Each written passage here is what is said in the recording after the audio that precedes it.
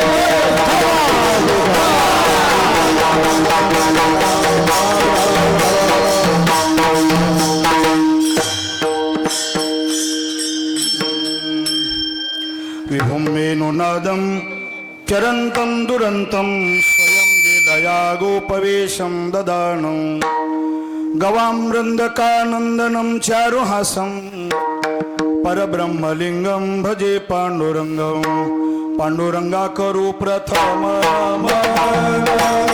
दुसरे चरण संताची या, दुसरे चरण संताची या,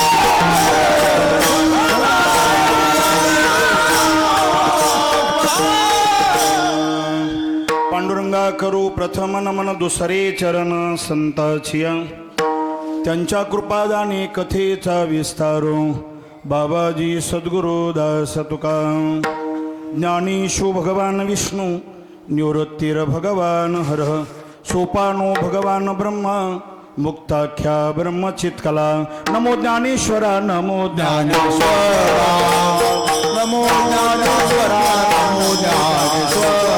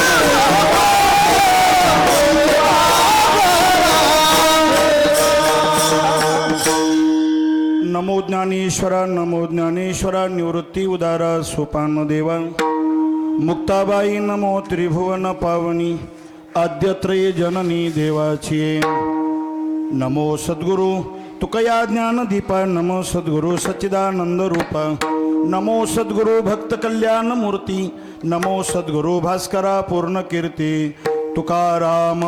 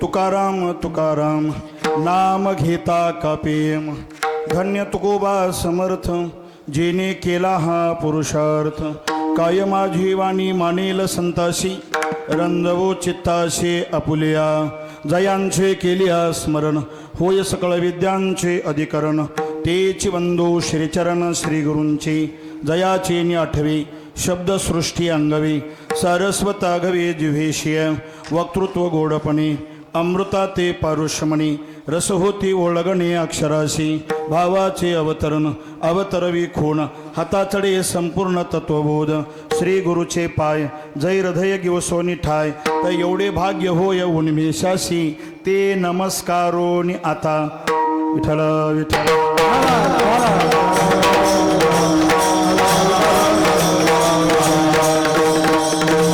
मस्तक हे पायावरी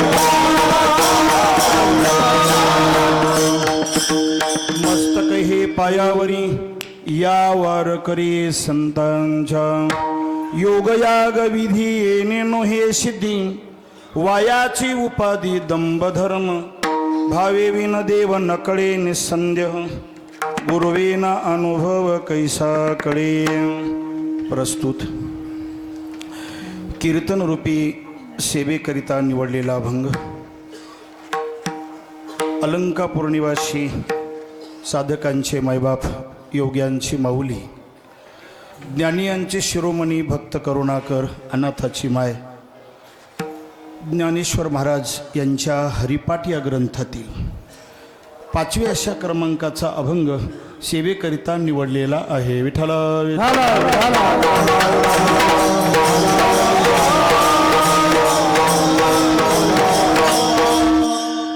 सेवेला आरंभ करण्यापूर्वी तसा तर बराचसा परिहार देणं अगत्याचं आहे, पण थोडक्यात आपण सर्वजण भाविक भक्त अलंकापूर नगरीमध्ये आलेलो आहोत. किम निमित्त आलेलो आहोत सर्वांना ज्ञात आहे, तरीसुद्धा सांगणं गरजेचं आहे. श्री संत ज्ञानेश्वर महाराजांच्या 727व्या संजीवन समाधी सोहळ्यानिमित्त कार्यक्रम सुरू आहेत. त्यामध्ये आळंदीमध्येच श्री संत मोतीराम बाबा अर्थात मोतीराम महाराज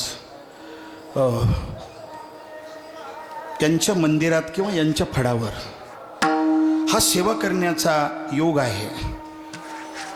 पत्रिकेत माझं नाव नाही, पण पत्रिकेत आहे. विठ्ठल विठ्ठल.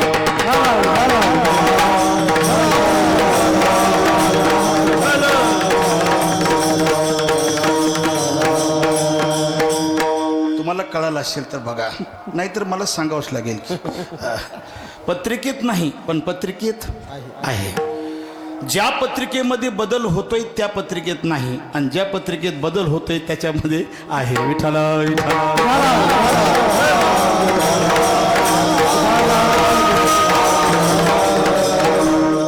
ज्या पत्रिकेत एखाद्या वेळेस बदल होतो ते बदल होतो, पण जन्मपत्रिकेमध्ये आज लिहिलेलं होतं, भागवता तुझं कीर्तन मोतीराम महाराजांच्या फडावर आहे. विठ्ठल विठ्ठल.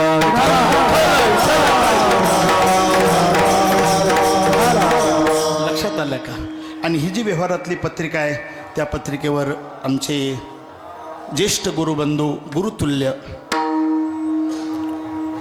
वारकरी शिक्षण संस्थेचे अध्यक्ष हरिभक्तीपारायण परमपूजनीय आदरणीय संदीपानजी महाराज शिंदे हास्यगावकर यांची सेवा पत्रिकेवर आहे. पण मला अचानक 12:30 पावणे 1ला आमचे हरिभक्तीपारायण संगीत विशारद परमस्नेही परममित्र मोतीराम महाराज मोहिते यांनी मला फोन केला. दिगंबर महाराजांनी फोन केला आणि सांगितलं अशी अशी स्थिती आहे. बाबा म्हटले मी येऊ शकत नाही. काय त्यांना अडचण असेल? ओ तुम्ही येता का? मी म्हणलं येऊ का? विठ्ठल विठ्ठल.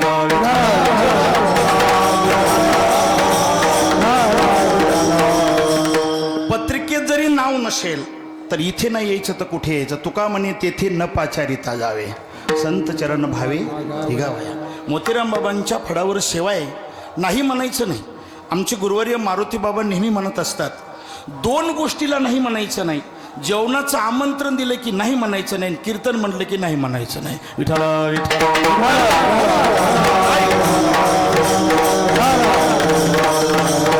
या न्यायाने येणं झालेलं आहे. असो, तुम्ही बहुसंख्येने पुरुष वर्ग माता भगिनी हजर आहात.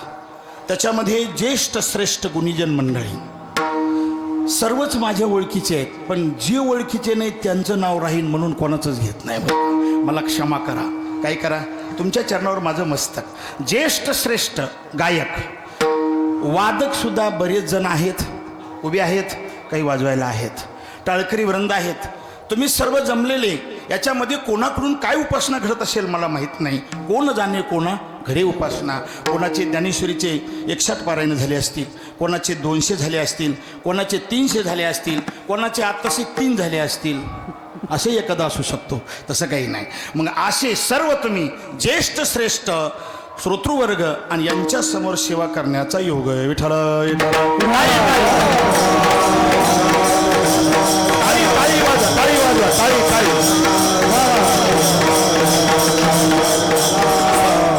सेवेकरिता निवडलेला हरिपाठातील अभंग आहे. 5 चरणाचा अभंग आहे, नाही 5व्याच क्रमांकाचा अभंग आहे आणि 4 चरणाचा अभंग आहे. नाथ महाराजांच्या हरिपाठावरही कीर्तन सेवा करत असल्यामुळं 5 चरणाचंच आलं ना. विठ्ठल विठ्ठल विठ्ठल.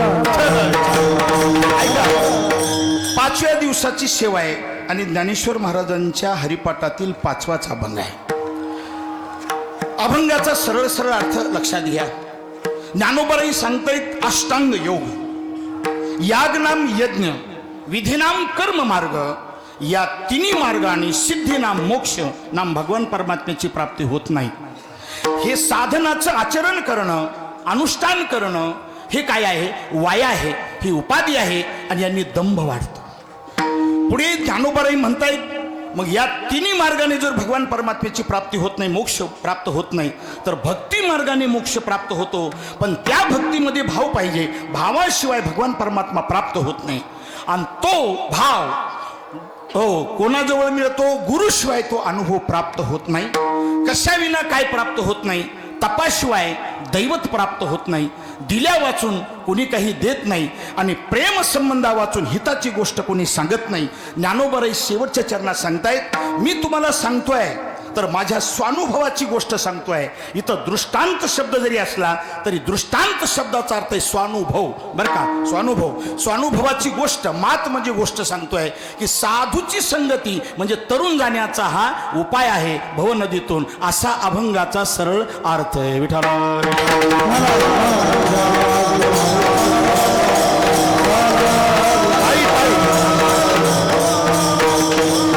हरिपाठातील अभंग घेतलेला आहे. बऱ्याच लोकांना असं वाटेल काय मोतीराम महाराज बोलवले, त्यांनी तर हरिपाठातलाच अभंग घेतला. हरिपाठ काय आहे, सोपा आहे. दुसरीकडला कुठला तरी अवघड अभंग घ्यायला पाहिजे होता. हरिपाठ सोपा नाही, हरिपाठच अवघड आहे. विठ्ठल विठ्ठल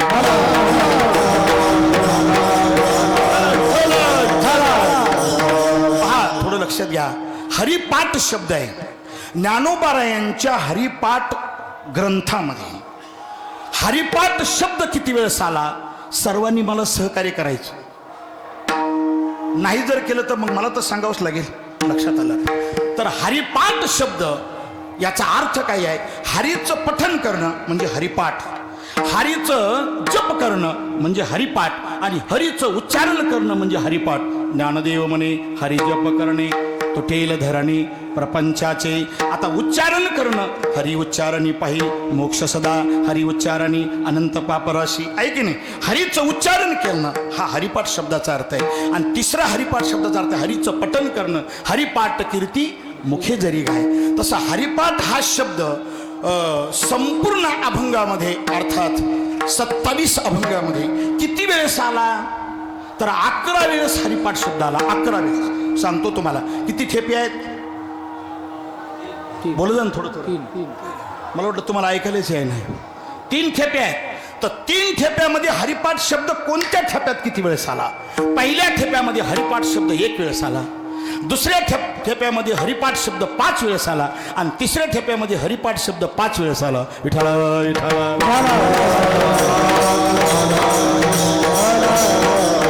सारा सार विचार हरी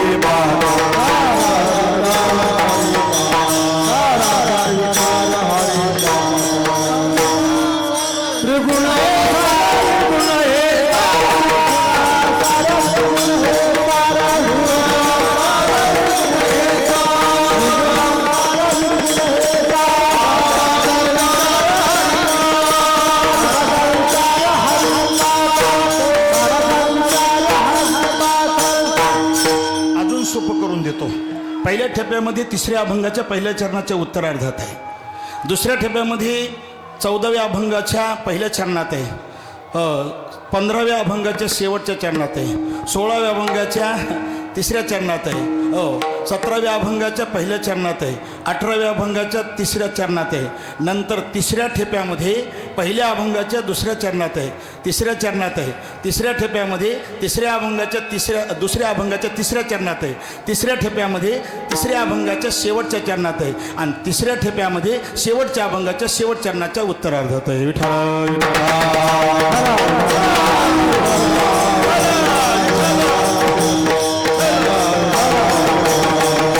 नित्य सत्यामित हरिपाठ नित्य सत्यामित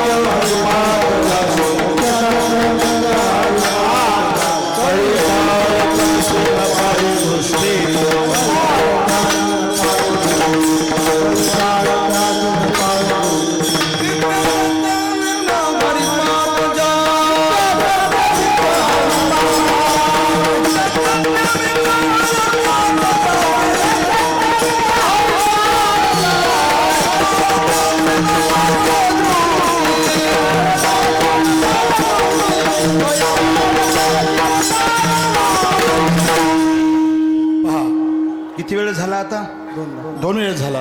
पुढे ज्ञानदेवा चित्ती हरिपाठ नेमा, है का नाही. सिद्धी बुद्धी धर्म हरिपाठी आले, है का नाही. हरिपाठ कीर्ती मुखे जरी गाय, हरिपाठी स्थिरावला तोचे धन्य.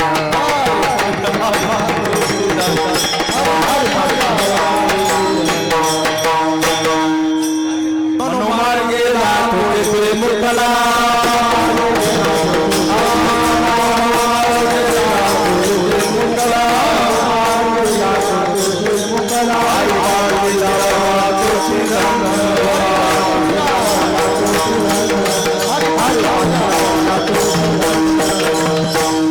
हरिपाठी स्थिरावला तोची धन्य. किती वेळ झाला मोजा बरं का, माझ्या काही वयाच्या मानाने लक्षात राहत नाही.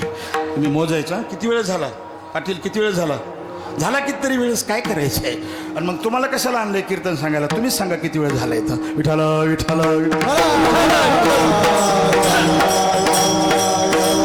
सर्व मार्ग सुगमा हरिपाठ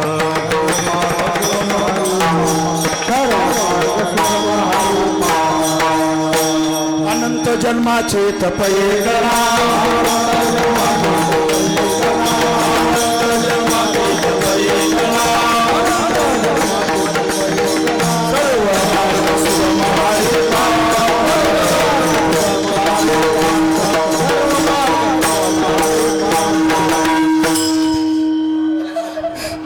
कैलास महाराज म्हणत असेल एवढ्या अडचणीत कशाला शिरलं हे बुवा. सर्व मार्ग सुगम हरिपाठ गेले ते विलाया हरिपाठ.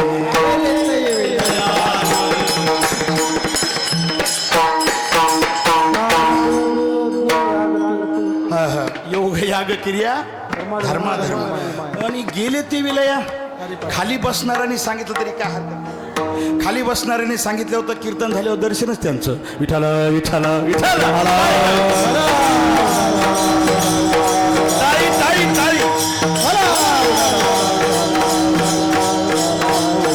हरिपाठ कीर्ती झालं का. हरिपाठी गेले ते निवांत चिथेले आणि भ्रमर गुंतले सुमन कळिके. ऐक ना आला ना बरोबर हरिपाठ शब्द लक्षात आलं. विठाला विठाला विठाला ज्ञानदेव सांग झाला हरिपाठ आणि समाधी संजीवन हे का घेतलं नाही चालीवर, हे पाठच आहे. विठाला विठाला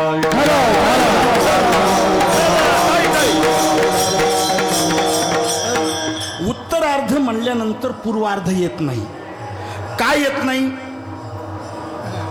हरिपाठ उलटा ज्याच्या पाठ आहे त्याला येतं.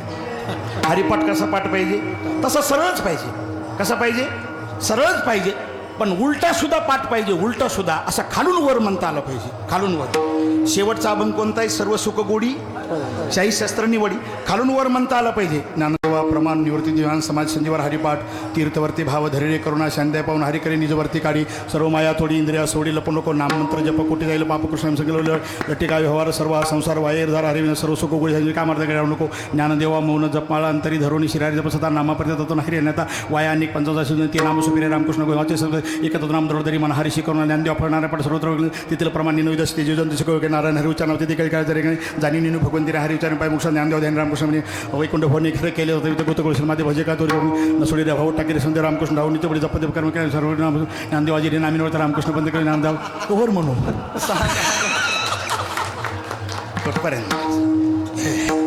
लोक आता सध्या कीर्तनात गाणे म्हणल्यावर टाळ्या वाजतात, उलट म्हणल्यावर वाजत नाही.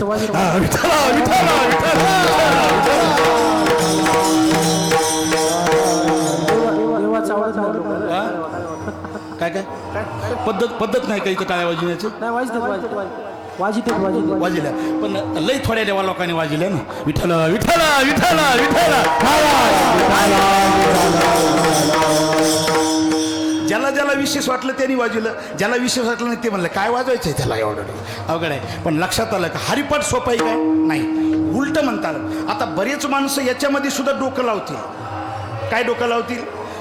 महाराजांनी उलटा हरिपाठ म्हणला फराळाचं करताना डोकं लावतील.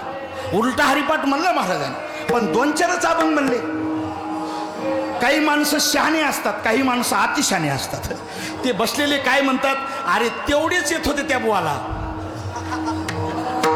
दुसरे उलटे अभंग येत नव्हते. असं जर कोणाला शंका असेल तर पुन्हा तंबूत या. विठ्ठल विठ्ठल.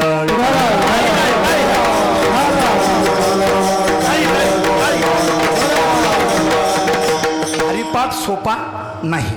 हरिपाठ शब्दाचा अर्थ आहे यात्रा आहे, होतच असतं, चलतच असतं.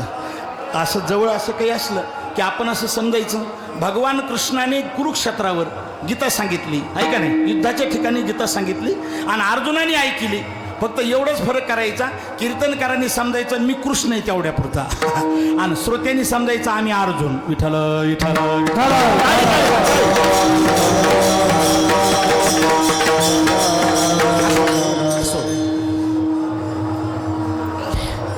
हरिपाठ शब्दाचा अर्थ तुम्हाला सांगतो. हरीचं पठण करणं म्हणजे हरीचं नामस्मरण करणं. नामस्मरण केल्यानंतर फल काय आहेत याच अभंग आपण जे चरण सांगितले ना त्याच्यामध्येच फल आहे. त्याच्यामध्येच काय आहे, हरिपाठी गेले ते निवांतचे ठेले आणि भ्रमर गुंतले. हरिपाठ केल्यानंतर निवांत मनुष्य होतो. त्याला कसं निवांत होतो, भ्रमर जसा फुलामध्ये मकरंद सेवन केल्यानंतर निवांत होतो की नाही, तो पुन्हा फूल सुद्धा करू शकत नाही. जसं तो निवांत होतो तसं हरिपाठ म्हणल्यानंतर मनुष्य निवांत होतो. लक्षात आलं का? ज्ञानदेवा चित्ती हरिपाठ नियमा आणि मागील या जन्मा मुक्त झालो. चित्तामध्ये हरिपाठ जर नियमाने म्हटलं तर मागच्या जन्माचं काही दुःख असेल ते दुःखातून मुक्त होतो. हे हरिपाठ म्हणण्याचं फल आहे. विठ्ठल विठ्ठल.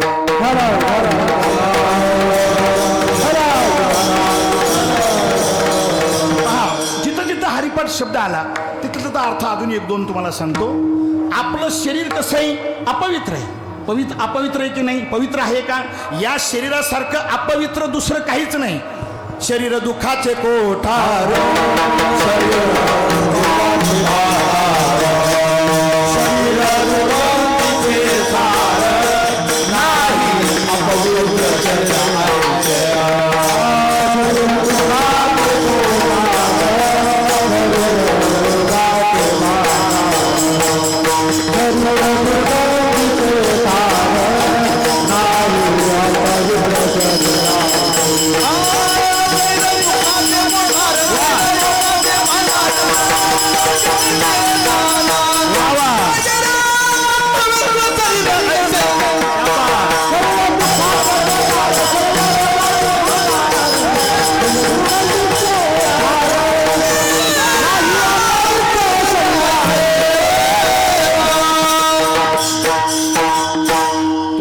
नाटाच्या अभंगामध्ये शरीर कसं आहे कळालं का? भरपूर वर्णन दुसरं केलेलं आहे. आपल्याला इथं काय पाहिजे, शरीर दुःखाचे कोठार, शरीर रोगाचे भांडार, शरीर दुर्गंधीचे थार, नाही अपवित्र शरीर आहे. शरीरासारखं अपवित्र दुसरं काहीच नाही. पण हे अपवित्र असणारं शरीर सुद्धा पवित्र होतं काय केलं, हरिपाठ कीर्ती मुख्य जरी आणि पवित्रची होय. काय किती फायदे आहेत कितीतरी सांगता येतील, आपली वेळ कमी आहे. चला आहे का नाही. हरिपाठ म्हणल्यानंतर फायदा आहे, तसं हरिपाठ म्हणल्यानंतर अजून काय फायदा आहे. हरिपाठ म्हणल्यानंतर पुण्य प्राप्त होतं, हरिपाठ म्हणल्यानंतर पाप जातं, अशी प्रमाण आहे. पुण्याची गणना कोण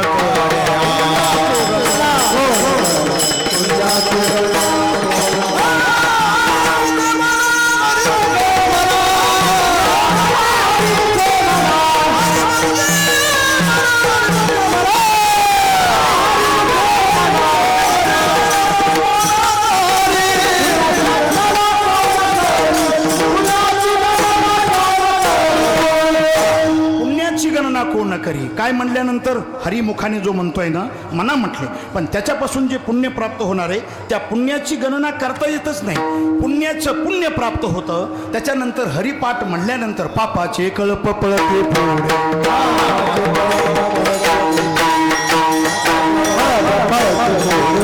रामकृष्ण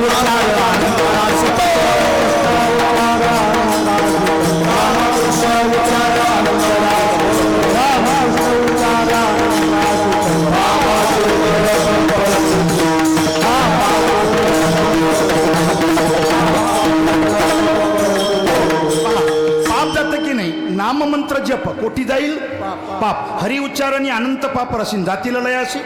हरीचं पठण केल्यानंतर हे फायदे आहेत. हरीचं पठण केल्यानंतर अजून काय मिळतं, भुक्ती मुक्ती चारी घरी त्याच्या.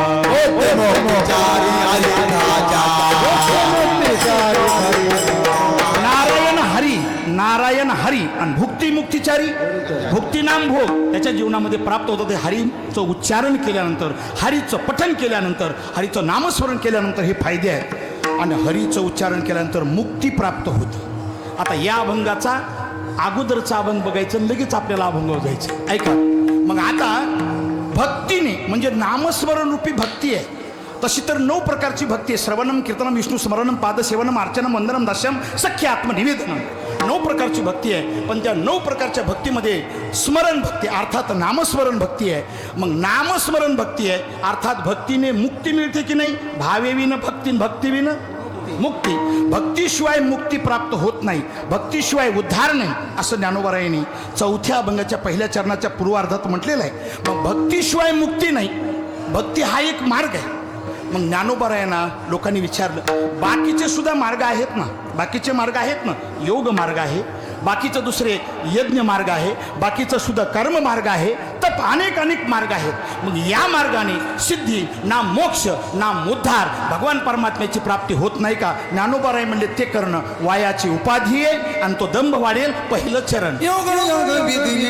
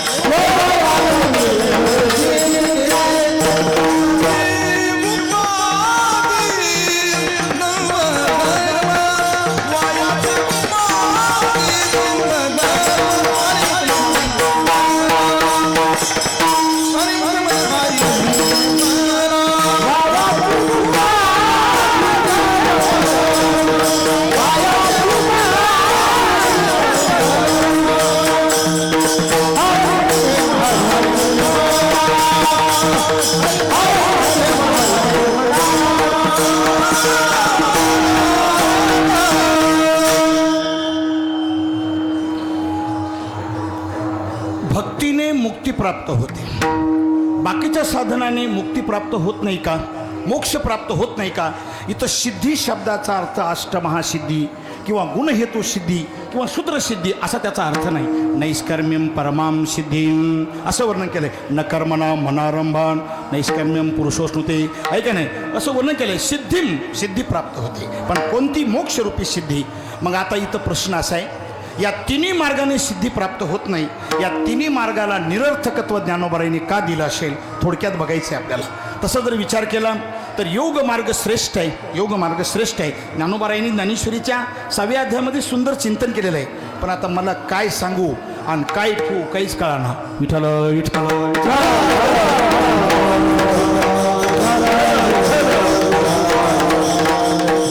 तुम्हाला ऐकायला येत आहे ना, येते का. तुम्ही आता बळच म्हणायला लागलेत येते काय करता. पण कैलास महाराजांचा आवाज सुद्धा मला इथं ऐकायला नीट आला नाही आणि माझा सुद्धा त्यांना थोडाच येतो आहे. पण होऊ दे आता काय असेल ते. तर कोणीतरी बघत जाऊन थोडंसं जरा आवाज थोडा कमी करा म्हणून. आता प्रत्येक ठिकाणी कार्यक्रम असतातच, पण ज्याचं त्याचं त्यांनी शेजार धर्म थोडा सांभाळला पाहिजे. विठ्ठल विठ्ठल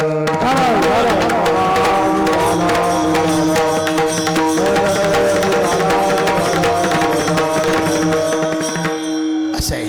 असू द्या, एकच बोलायचं आता काय कोणावरच रुसायचं नाही. आणि न लगे रुसावे बहुता आणि आपुल्या संचिता वाचून या. माझं संचित तसं असल्यावर काय करीन ते तरी.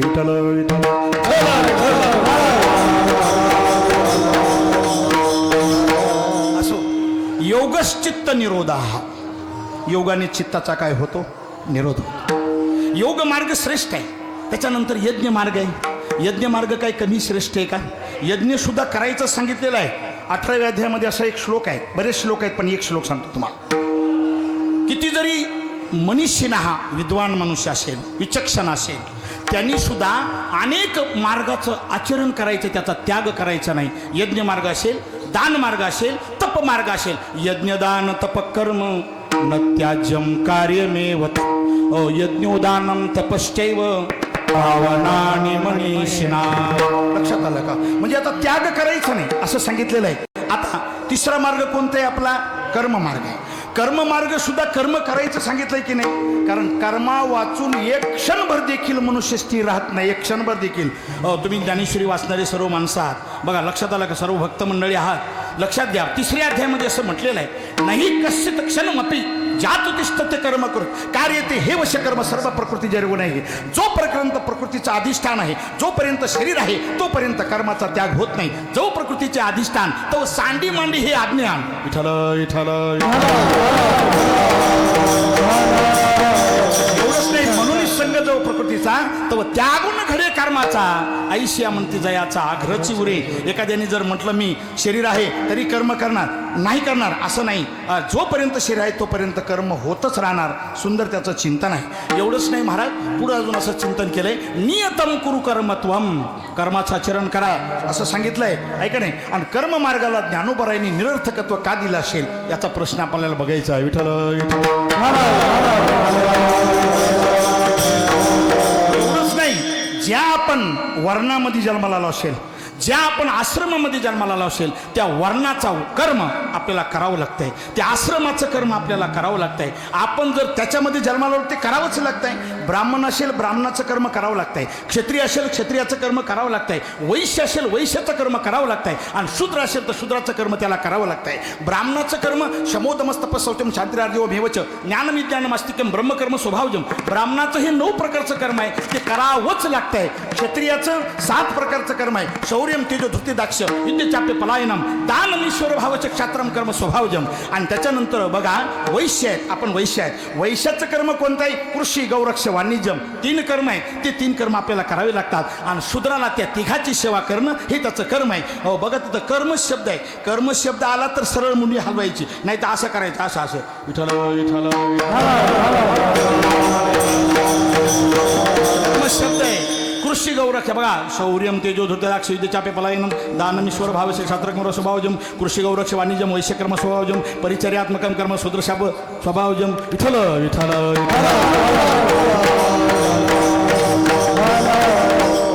वा वा. कैलास महाराजांच्या चरणावर मस्त. बरंच झालं काम होते ना, पण आमच्यासारखे दोघांसारखे शांत माणसं सुद्धा कधी कधी उपयोगाला येतात का नाही?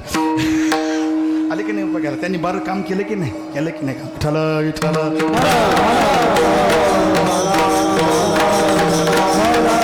वा वा.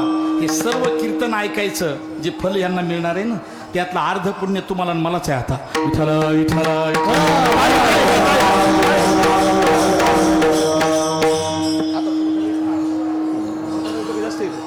थोडा थोडा नाही, जास्त येतो. आता मस्त आहे आवाज, चांगला आहे. आता मात्र तुम्हाला 8 वाजेपर्यंत सोडित नाही. विठ्ठल विठ्ठल ऐका कशावर आपलं चाललंय व्याख्यान, लक्ष देऊन ऐका. योग मार्गाला निरर्थकत्व का दिलं त्याचं विश्लेषण मी तुम्हाला सांगतो. किती योग मार्ग श्रेष्ठ आहे. त्याच्यानंतर या यज्ञ मार्ग आहे तो सुद्धा किती श्रेष्ठ आहे. आणि कर्म मार्ग आहे स्वयं कर्मण्य भिरता संसिद्धीम लभते नर.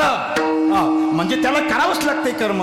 मग या 3 मार्गाला निरर्थकत्व का दिलं असेल थोडक्यात वर्णन बघायचं आपल्याला. आता योग मार्ग आहे, योग मार्गाला निरर्थकत्व का दिलं असेल? कारण योग मार्ग करणं कठीण आहे. करणं कठीण आहे म्हणण्यापेक्षा योगाचा अभ्यास जिथे करायचा आहे, जे ज्ञानेश्वरी निष्ठेने वाचणारे असतील, चिंतन करणारे असतील, लक्षात येईल. 6व्या अध्यायामध्ये असं सांगितलंय, जिथं योगाचा अभ्यास करायचा आहे ते स्थानच कसं असावं? शुचो देशे प्रतिष्ठाप्य स्थिरमासनमात्मना नाचिचितम नाचिनीचम चैलाजीन कुशोत्तरम. जिथं अभ्यास करायचा आहे कसं असावं ठिकाण, कसं असावं तर वर्णन केलंय की ज्या ठिकाणी योगाचा अभ्यास करायचा आहे तिथं गेल्यानंतर जिथे आरानुकीचे निकोडे बैसलिया उठो नावडे, तिथं बसल्यानंतर उठू सुद्धा नाही वाटलं पाहिजे. आणि ती जागा पाहिल्यानंतर जे आपल्या अंतःकरणामध्ये वैराग्य आहे ते वैराग्य म्हणजे दुप्पट वाढलं पाहिजे. जे आरानुकीचे निकोडे बैसलिया उठो नावडे वैराग्याशी दुनिव चढे देखलिया जे. अजून पुढे ऐका, जिथं योगाचा अभ्यास करायचा आहे तिथं संताचं राहिल्याचं ठिकाण असावं, संत तिथे राहिलेले असावेत. जो संती वसविला ठावो संतोषाशी सावावं, नव्हे आपल्या संतुष्टतेला सहकार्य मिळालं पाहिजे अशी जागा पाहिजे. जो संती वसविला ठावो संतोषाशी सावावं, मना होय उत्साह धैर्याचा. तिथे गेल्यानंतर मनामध्ये उत्साह निर्माण झाला पाहिजे, धैर्य निर्माण झालं पाहिजे. आता अशी जागा मिळणं बरं आहे, चांगलं आहे, म्हणजे मिळते का जागा अशी? मिळणं कठीण आहे का सोपं आहे? बोला ना जरा थोडंसं. मिळणं काय आहे? कठीण आहे, कठीण आहे. अजून पुढे ऐका, त्या जागेवर अशी जागा पाहिजे, राजा जरी त्या जागेवर गेला, राजा तरी त्या जागेवर गेला तरी राजाने ती जर जागा पाहिली तर राजाला असं वाटलं पाहिजे आपण राज्याचा त्याग करावा, राजीनामा द्यावा आणि इथंच बसावा. हे राज्यवर सांडीचे ज्ञानोबारायांनी वर्णन केलंय. अशी जागा असावी, अशी जागा मिळणं कठीण आहे. पुढे अजून ऐका, सांगतो. विठ्ठल विठ्ठल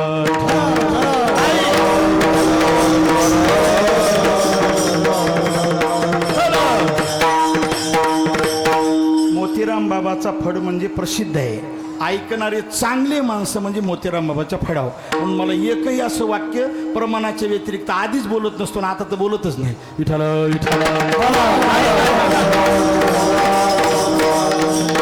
आपलं योगावर चाललंय. कशावर चाललंय? योग.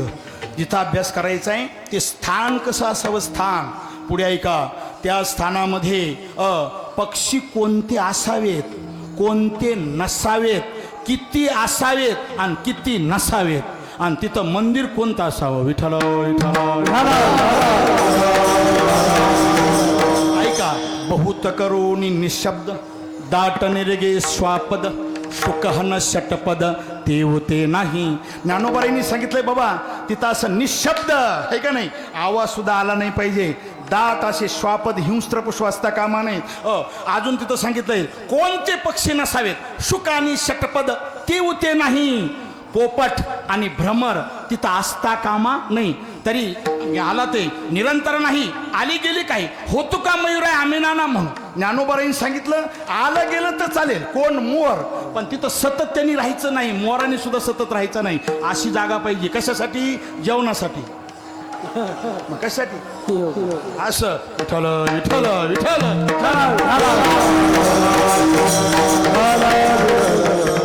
लक्षात आलं का तुमच्या? काही ज्ञानोबारायांच्या ज्ञानेश्वरीमध्ये चिंतन आहे महाराज. अगोदरच आमच्याकडे ज्ञानेश्वरीचं चिंतन आहे आणि माऊलीचंच आता स्थान आहे. ऐक ना, आता काय कमी आहे का? विठ्ठल विठ्ठल. स्थान पाहिजे. कोणते पक्षी नसावेत ते सांगितलं. आले गेले कोणते असावेत हे सांगितलं. अजून पुढे ऐका, ज्ञानोबारायांनी असं वर्णन केलेलं आहे की बाबा कोणते पक्षी असावेत, कोणते पक्षी असावेत. आता तिथं वर्णन केलंय, पाणी लगे हंशे दोन्ही चारी सारसे. 2 किंवा 4, 2-4च असावेत. कोण? राजहंस पक्षी. आहा, राजहंस पक्षी तिथं असावेत. अजून पुढे सांगितलं, पाणी लगे हंशे दोन्ही चारी सारसे. सारस पक्षी, त्याला दुसरं नाव आहे चक्रवाक पक्षी, आहे का नाही? तो चक्रवाक पक्षी आणि कोण? राजहंस 2-4च असावेत, बघ जास्त नसावेत असं वर्णन केलेलं आहे. आता ज्या ठिकाणी योगाचा अभ्यास करायचा आहे ते स्थान कसं असावं ज्ञानोबारायांनी वर्णन केलंय. निगूढ मठ व्हावा परी आवश्यक पांडवा, आयसा ठाव जोडावा. निगूढ मठ व्हावा का शिवालय, एखादी गुहा असावी आणि त्या गुहेमध्ये अभ्यास करता येतो. असा अभ्यास करता येत नाही. नाहीतर मग भगवान शंकराचं मंदिर असावं. भगवान शंकराचं मंदिर असावं असं का म्हटलं असेल? कारण भगवान शंकर हे योगाचे अभ्यासाचे पहिले प्रवर्तक ते आहेत. योगियाचे मुकुटमणी धुर्जटी आणि हे राम नाम कंठी जपत आहे, म्हणून भगवान शंकराचं मंदिर असावं. आता तिथे पुन्हा आसन लावायचं आहे. ते आसन सुद्धा उंचही नाही पाहिजे आणि पुन्हा खाली नाही पाहिजे. खाली काहीतरी आथरलं पाहिजे. खाली जर काहीच नाही आथरलं, अजून एक चालता चालता तुम्हाला सांगतो, शास्त्र असं बोलतंय, जेवण जरी करायचं असेल तर खाली जर तुम्ही बसायला नाही घेतलं तर जेवणाचं फल मिळत नाही. विठ्ठल विठ्ठल विठ्ठल. तुम्ही म्हणाल घरी जर आम्हाला टाकलंच नाही तर हाताने घे. हाताने घे तू, पण बस. लक्षात आलं का? पूजेला सुद्धा बसताना काय घ्यायला पाहिजे? आसन. कोणत्या गोष्टीसाठी कोणतं आसन घ्यावं त्याचा विचार नाथ भागवतात आहे. वेळ नाही आपल्याला. विठ्ठल आता बघा, उंच झालं तर अंग असं डोलेल, खाली जर झालं तर भूमीचा दोष लागेल, परी सावियाची उंच होईल, तरी अंग हन डोलेल, नीच तरी पावेल भूमी दोष. मग तिथं आसन लावायचं आहे. आणि आसन लावल्यावर पुन्हा काय करायचं आहे? ती साधनं करायची आहेत. किती अंग आहेत योगाचे? 8 अंग आहेत. यम, नियम, आसन, प्राणायाम, प्रत्याहार, धारणा, ध्यान आणि समाधी. हे 8 अंग साधायचे आहेत. पुन्हा त्याच्यात प्रश्न आले, बराचसा विचार आहे. यम म्हणजे काय? नियम म्हणजे आपल्याला निहायला येतोय तो यम नाही. लक्षात आलं का? त्या यमाचे 5 प्रकार आहेत, नियमाचे 5 प्रकार आहेत, आसनाचे 84 लाख प्रकार आहेत. विठ्ठल विठ्ठल.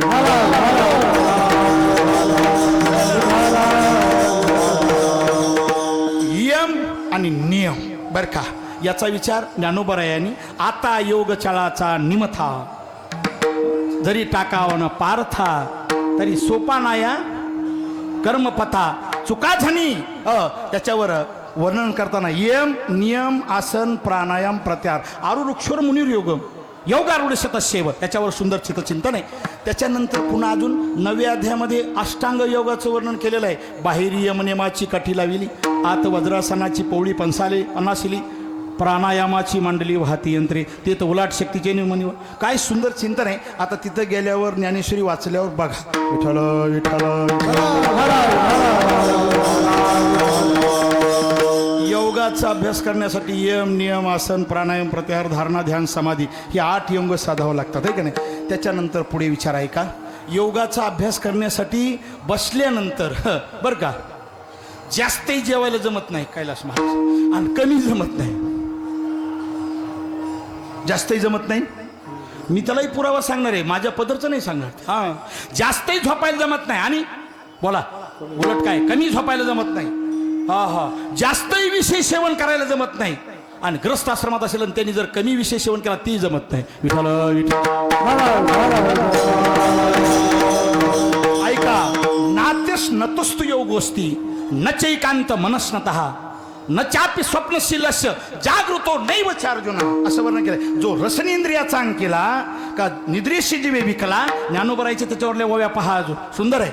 मग आता हे जास्तही जमत नाही कमी जमत नाही आहे का नाही. मग कसं असावं लागतं, युक्त हार विहारस्य युक्त चेष्टस्य कर्मसु युक्त स्वप्नावबोधस्य योग भवती दुःखः. पायी जरी चालायचं असेल तरी मापात चालावं लागतंय, खायचं असेल तरी मापात खावं लागतं.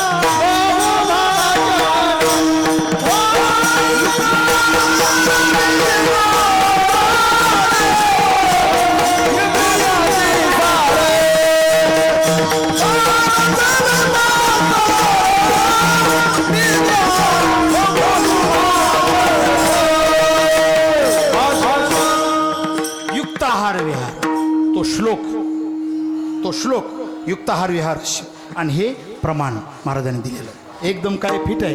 युक्ताहार विहारस्य युक्त चेष्टकर्मसु युक्त स्वप्नावबोधस्य योगो भवती दुःखहा. बरं का, दुःखहा दुःखही महाराज. मग हे असं आहे का, नाही. मग योगाचा अभ्यास करण्यासाठी अजून महाराज किती अडचण आहेत. योगाचा अभ्यास करणं म्हणजे क्लेशदायक आहे का सुखदायक आहे. वाचणारे माणसाचे लक्षात येईल. 12व्या अध्यायातला श्लोक लक्षात आणा. अरे योगा मार्गाचा विचार करत असताना म्हटलंय भगवान परमात्म्याने क्लेशोधिक तरस्तेशा मव्यक्ता सक्त चेतसाम अव्यक्ता ही गतीर दुःखम देहवद्वीर वाप्यते. योगाचा अभ्यास करणं किती अवघड आहे, किती अवघड आहे. तहानेची प्यावी, भुकेलिया भूकच खावी, अहोरात्र व्हावी मावावारा. तहान लागली की तहान म्हणायचं आणि गप बसायचं, भूक लागली की भूक म्हणायचं आणि गप बसायचं. लक्षात आलं का. एवढंच नाही, शीत वेडावे उष्ण पांगुरावे वृष्टीचे असावे घरांतो. योगाचा अभ्यास करण्यासाठी किती अवघड आहे. उगच ज्ञानोबाराय निरर्थकत दिलंय का त्याला. कठीण या कलियुगात करणं काय आहे. होय ऐकणं सुद्धा कठीण आहे, आणि ज्याला सांगायचं त्याला अवघड आहे. होय अवघडच आहे, सोपं आहे. होय सोपं नाही. सांगणारालाही अवघड, ऐकणाराला अवघड, आणि आचरणात आणण्यासाठी तर ते लयच अवघड. विठ्ठल विठ्ठल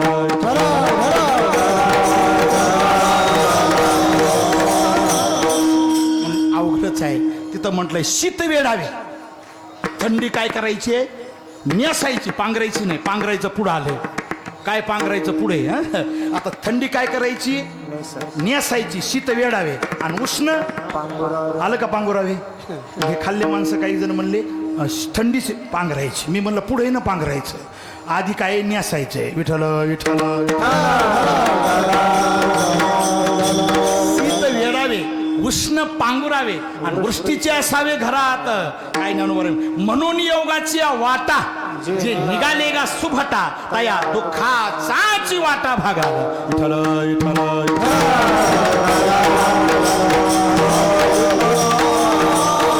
म्हणून कठीण आहे. शरीर शोषेन प्राण निरोध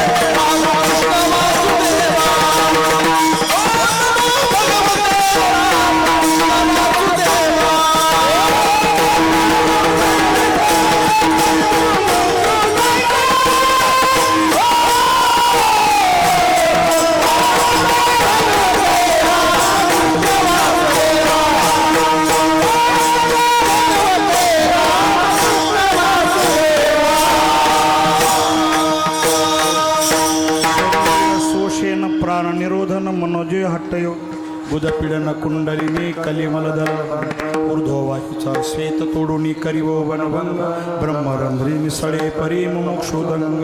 याच्यामध्ये पुन्हा षडचक्राचा विचार आहे. खालचं चक्र कोणतं, त्याच्यावरचं कोणतं, त्याच्यावरचं कोणतं, त्याच्यावरचं कोणतं, त्याच्यावरचं कोणतं, त्याच्यावरचं कोणतं, पुन्हा ब्रह्मरंध्र कुठं. विठ्ठल विठ्ठल.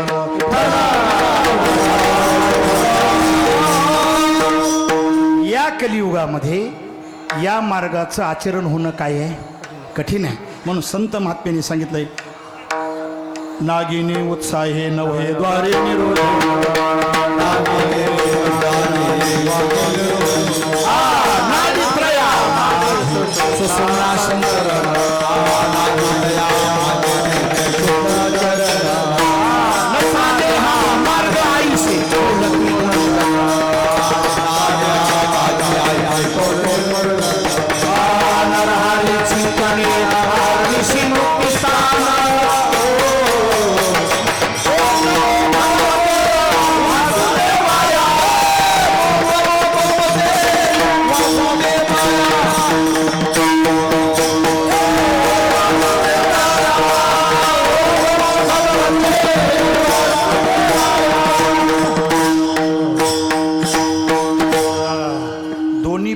हरिपाठातले असल्यामुळं अवघड आहेत.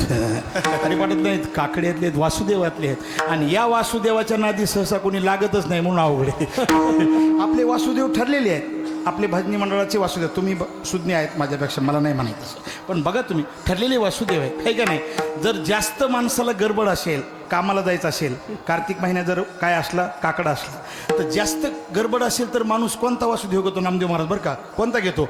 आता पारमार्थाची याला आवड आहे का नाही असं सिद्धच होत नाही. कशावरून? ते लगेच म्हणले टाईम नाही जास्त, मग कोणता म्हणा, दया परमार्थाची चाड. आता ह्याला खरंच परमार्थाची चाड आहे का? ज्याला खरी परमार्थाची चाड नाही शेतात लवकर जायचं आणि ते म्हणते विठ्ठल विठ्ठल.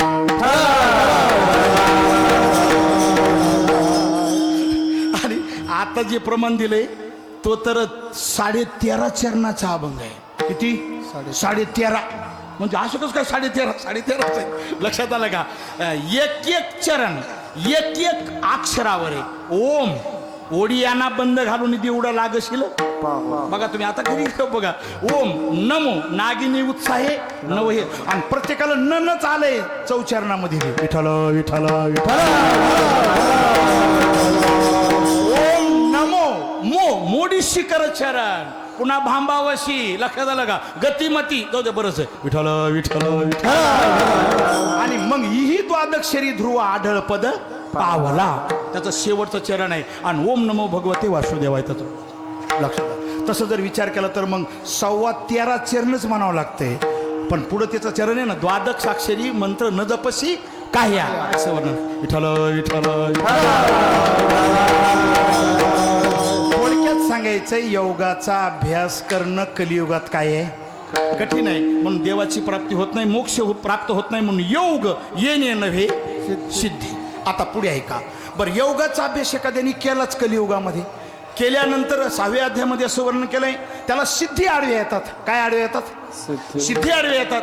आपण म्हणत नाही का प्रमाणे मी नाना साधनाच्या केल्या खटपटा, परित्यानं पवती व याच्या दारवंटा, जाणो जाता जाणीव घाली आडफाटा, योगाभ्यासे सिद्धी रोधिती वाटा. हो ऐक नाही, सिद्धी त्याला आडव्या येतात. आता कोणत्या कोणत्या सिद्धी आडव्या येतात? ज्ञानोबाईंनी त्याचा सुद्धा विचार केलाय. येणे येणे प्रकारे येती बहुता सिद्धी असं वर्णन केलेलं आहे. लक्षात आलं? कोणत्या कोणत्या सिद्धी तिथं ज्ञानोबाईंनी म्हटलं, वर्णन केलंय. हा गा समुद्रा पहिलीकडील देखे, स्वर्गीचा आलोचा ऐके, मनोगत ओळखे, मुंगियेचे पावनाचा पारेवा वळघे. ऐका नाही, सिद्धी प्राप्त हो त्याला आडव्या येतात. किती सिद्धी आहेत? श्रीमद भागवताच्या 11 स्कंदाच्या 15व्या अध्यायामध्ये 23 सिद्ध्याचं वर्णन आहे. किती सिद्ध्याचं? 23 सिद्ध्या. आणि त्याला त्या सर्व सिद्ध्या आडव्या येतात. हो, कोणत्या 23 सिद्ध्या आहेत त्याचं वर्णन श्रीमद भागवतात आहे. तुम्हाला मी श्लोक सांगतो, तुम्ही श्रवण करा बरं का. बहुतेक करून भागवतकार तिथपर्यंत जातच नाही. असा भागवतकार मिळणं दुर्लभ आहे. ऐका नाही, वक्ता श्रोताची दुर्लभ. बघा 8 महासिद्धी आहे. त्या 8 महासिद्धी कोणती आहेत? अनिमा महिमा मृत्युर लघिमा प्राप्त इंद्रे प्राकाम्यश्रुत दृष्टेषु शक्ति प्रेरण ईशिता गुणेश्व संग वशिता यत्कामस्तदवश्यते एताने सिद्धय सौम्य अष्टोत्पत्तिका मताः. या 8 महासिद्धी आहेत. अनिमा, महिमा, लघिमा, प्राप्ती, प्राकाम्य, ईशिता, वशिता आणि यत्कामः. हे झाले आहे. मोजताय ना तुम्ही? आपलं पहिल्या चरणावर झालं तरी काय हरकत नाही, आणि पहिल्या चरणाच्या पूर्वार्धात झालं तरी काय हरकत नाही. 6च्या पुढं 5 मिनिटंही जायचं नाही. विठ्ठल विठ्ठल.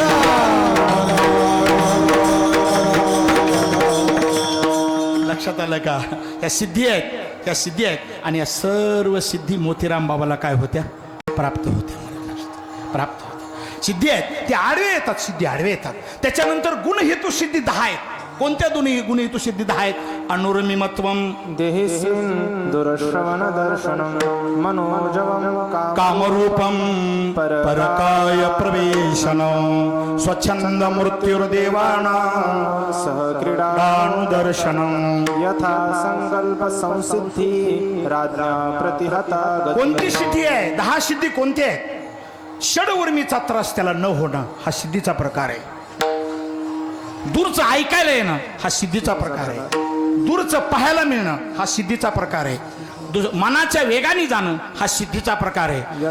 जसं संकल्प जसा संकल्प, जसं नाही, जसं काम इच्छा असेल तसं रूप धारण करणं. मनोजवम कामरूपम परकाय प्रवेशनम, दुसऱ्याच्या शरीरामध्ये प्रवेश करणं. आणि पुढं वर्णन केलंय स्वच्छंद मृत्यूर देवाना, स्वतःच्या इच्छेने मृत्यू हां, देवाची क्रीडा पाहायला म्हणलं जसा संकल्प असेल तसं प्राप्त होणं, आणि दुसऱ्याला जर आज्ञा केली तर तो आज्ञा शिरसावंदे मानतोय.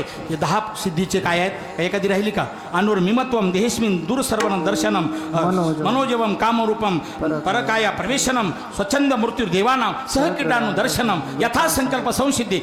राज्ञा प्रतिहता विठ्ठल विठ्ठल टाळी टाळी.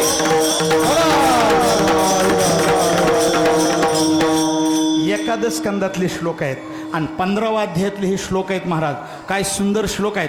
5 श्लोकामध्ये सिद्धीचे प्रकार. आता शूद्र सिद्धी 5 राहिल्या. त्या शूद्र सिद्धी 5 कोणत्या आहेत? मागे भूतकाळात काय झालं, पुढं भविष्य काळात काय होणार आहे, आणि सध्या वर्तमान काळामध्ये काय चाललंय हे करणं हा सिद्धीचा प्रकार आहे. पुढे नंतर ऐका, शीत उष्ण सुख दुःख याचा द्वंद्वाचा त्रास न होणं दुसरा प्रकार त्याच्यातला. आणि नंतर दुसऱ्याच्या चित्तातलं कळणं. मगाशी मी माऊलीच्या ओवी म्हणून दाखवल्या, मनोगत वळखे मुंगीचे, मुंगीच्या मनातलं सुद्धा त्याला कळतं, हा सिद्धीचा प्रकार आहे. आणि नाथ महाराजांनी भागवतात म्हणताना असं म्हटलंय की दुसऱ्याला स्वप्न जे पडतं ते स्वप्न सुद्धा काय पडलं त्याला सांगता येतं, हा सिद्धीचा प्रकार आहे.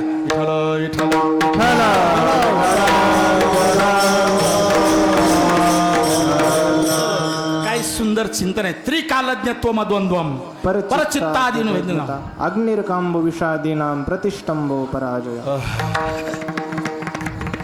लक्षात आलं. कधीही त्याचा विजय आणि कधीही त्याला काहीच नाही. ही सर्व गोष्टी आहेत. त्या सिद्धी त्याला काय येतात? त्या सिद्धी काय येतात त्याला? बोला बोला. आडवे येतात. योगाभ्यासे सिद्धी रोदिती याच्या वाटाव, हे आडवे येतात. त्याला समाधी अवस्थेपर्यंत जाऊ देत नाही. आणि ते आल्यानंतर तिथंच तो मनुष्य राहतो ना. म्हणून योग आणि येणे नव्हे सिद्धी. आता पुढचा शब्द काय? याग.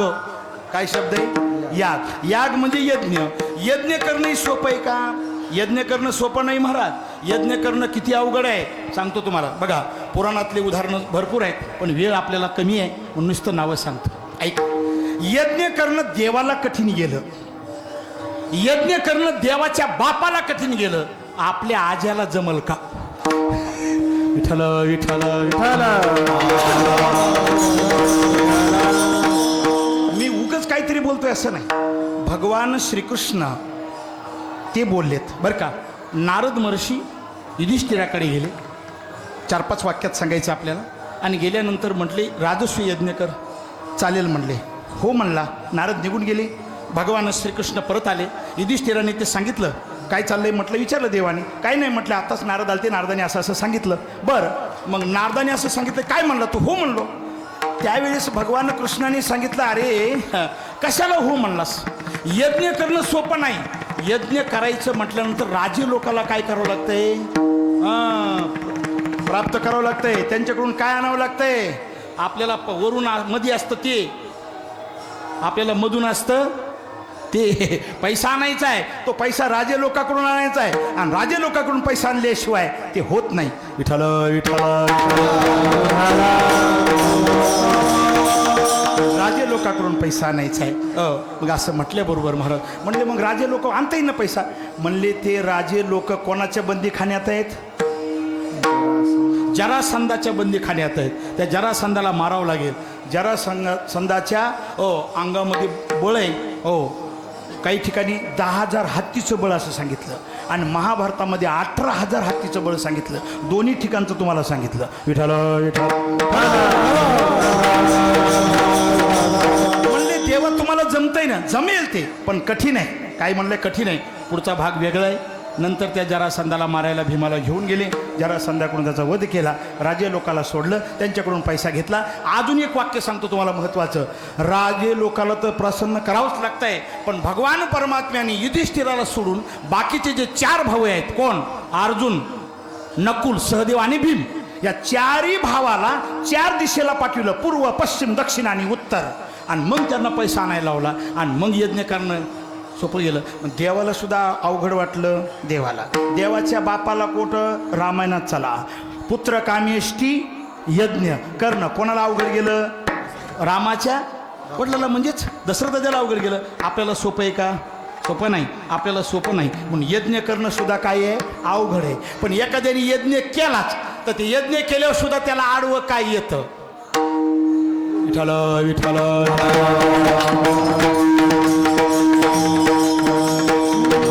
यज्ञयाग स्वर्ग भोग आडवेते यज्ञयाग स्वर्ग भोग आडवेते यज्ञयाग स्वर्ग भोग आडवेते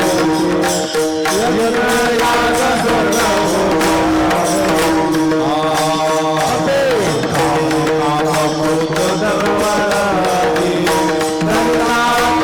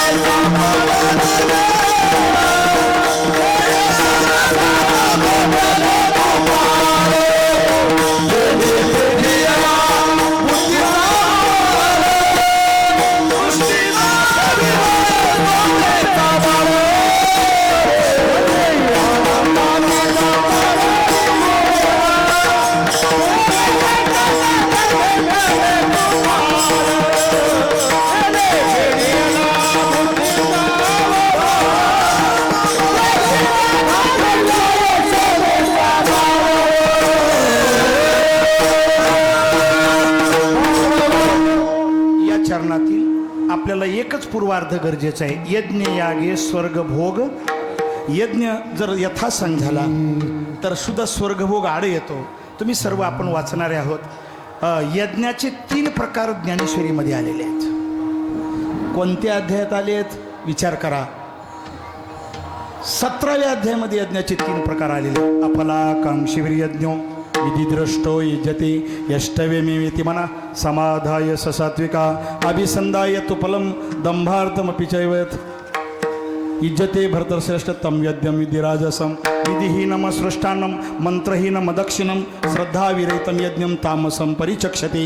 मग तामस यज्ञ कुणी करेल, राजस यज्ञ कुणी करील, पण सात्विक यज्ञ करणं काय अवघड आहे. म्हणून यज्ञ करणं कठीण आहे. आणि जरी केला तरी स्वर्गभोग त्याला आड येतो. आणि स्वर्गाचं वर्णन आपल्या सर्वांच्या पाठ आहे. जेत अमृतोय सिंहासन ऐरावता सारखेवान राजधानी भुवन अमरावती जेत महाशतीची भांडारी अमृताचे कोठारी जे गावी खिलारी कामधेनुची जेत वळगे वैगंगा संगीत इंदुरवाटिका स्वतंत्रच्या गंधर्व गातगानी जेत रम्यायशी नाचणी उर्वशी मुख्य विलासनी अंतोरिया हे सर्व स्वर्गातलं वर्णन आहे. तिथंच तो अडकतो. म्हणून याग येणे नव्हे सिद्धी, योग येणे नव्हे सिद्धी. आता त्याच्यानंतर राहिलं विधी. कर्म मार्गाने सुद्धा, कारण कर्म काय अकर्म काय कळणं कठीण आहे. किम कर्म येती कवयोपुत्र मोहिता तत्ते कर्म प्रवक्ष्यामी यज्ञात्वा मोक्षेशे शुभात. म्हणून त्या कर्म मार्ग सुद्धा करणं कठीण आहे.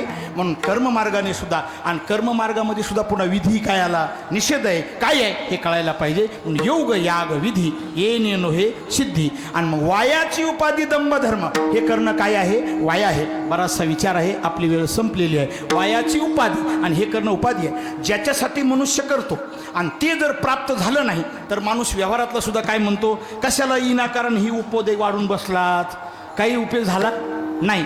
तसंच आहे. योगाचा अभ्यास केला, यज्ञ करायला गेला, फल मिळालं नाही. कर्म मार्गाचं आचरण केलं, फल मिळालं नाही. मग वायाची उपाधी दंभ धर्म.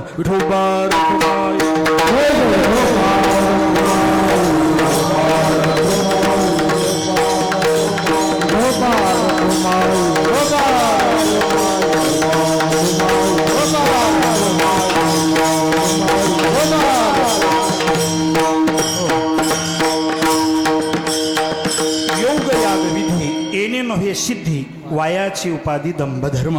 आपण पहिल्या चरणाच्या पूर्वार्धाचा विचार केलेला आहे. आणि बरेच जण असं म्हणतील काय हा बुवा आता तिथंच थांबला बाबा, पुढं जायचं. पण काय आहे, आळंदी आणि पंढरपूर क्षेत्रामध्ये मी 5-5, 7-7 दिवस एकाच अभंगावर सेवा करतोय, एकाच अभंगावर. पंढरपूरला तुम्हाला माहीत आहे असेल तर नसेल, प्रकाशजी महाराज बोधले, अर्थात बोधले महाराजाच्या फळावर, जिथं गाथामूर्ती रामभाऊ महाराज राऊत त्यांचे संध्याकाळी कीर्तन असतात. आपलं सकाळी पहिले सायंकाळी होते 4 ते 6, आता त्यांचे 4 ते 6 नाहीत. बोधलेवाच्या फळावर तिथे 7 ते 9 त्यांचे कीर्तन आहेत आणि 4 ते 6 माझे कीर्तन आहेत. आपण जर कुणी आला असाल तर लक्षात आला असेल.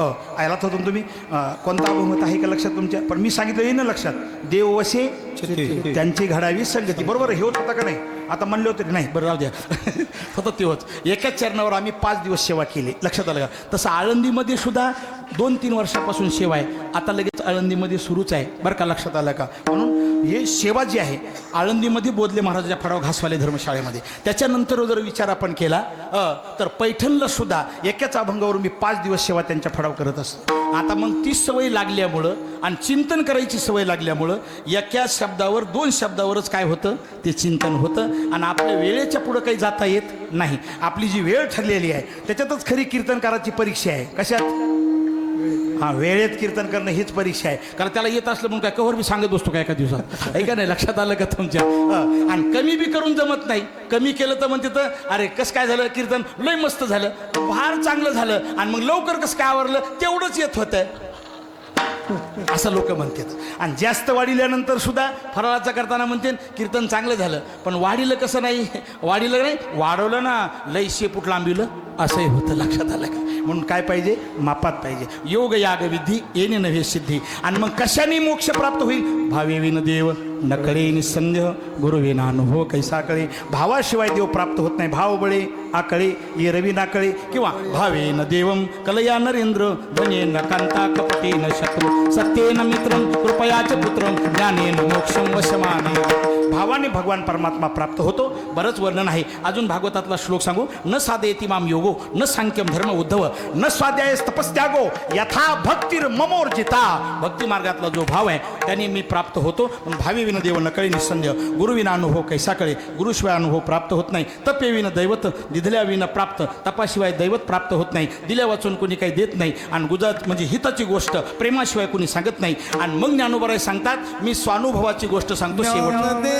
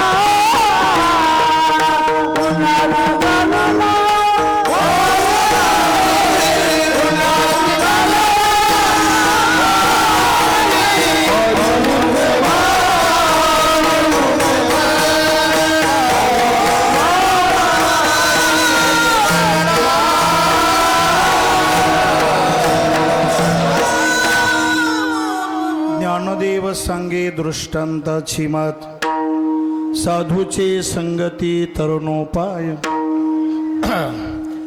ज्ञानोबाराई शेवटच्या चरणात सांगतायत. माझ्या स्वानुभवाची गोष्ट सांगतो की साधूची संगती ही भवनदीतून तरुण जाण्याचा उपाय आहे. मोतीराम बाबाची संगती ही भवनदीतून तरुण जाण्याचा काय आहे? उपाय आहे.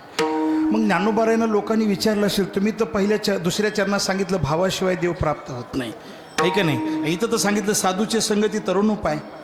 पण ती भक्ती साधूच्या संगतीतच प्राप्त होते. स्वहिता कारणी संगती साधूची आणि भावे भक्ती हरीची भेटी तेने. म्हणून साधूचे संगती तरुण उपाय. ज्ञानेश्वर